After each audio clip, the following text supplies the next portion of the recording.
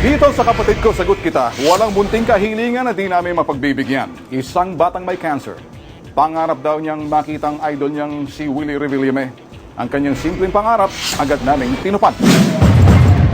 Musmus pa lang, subalit malaking hamon na sa buhay ang kanilang kinakaharap.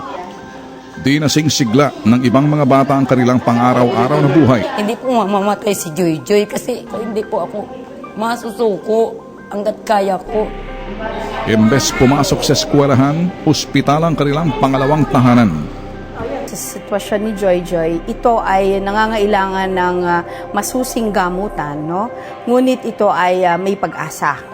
Hangad ng T3 na lagyan ng ngiti ang mga labi ni Priscilla sa kabila ng hirap na nararanasan. Simple lang ang kaligayahan ni Priscilla, ang magisna ng ating kapatid na si Willie Revillame sa programang Will Time, Big Time. Sabi po niya kasi, Mama, idol ko po si Tito Will kasi matulungin po siya lalo na sa kagaya namin may mga sakit. Bueno, Priscilla, your wish is my command.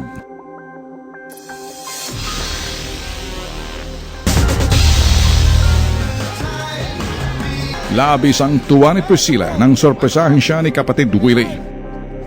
Will time, big time, magbibigay ng 50,000 ka! Makakatulong raw ito ng malaki sa pagpapagamot ni Priscilla. Nabalitaan namin.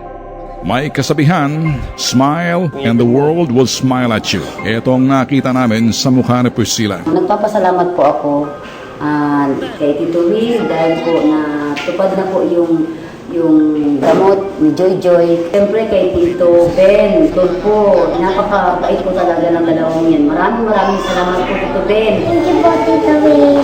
Sa simpleng pamamaraan, natupad namin ang aming misyon, ang bigyan siya ng kasiyahan.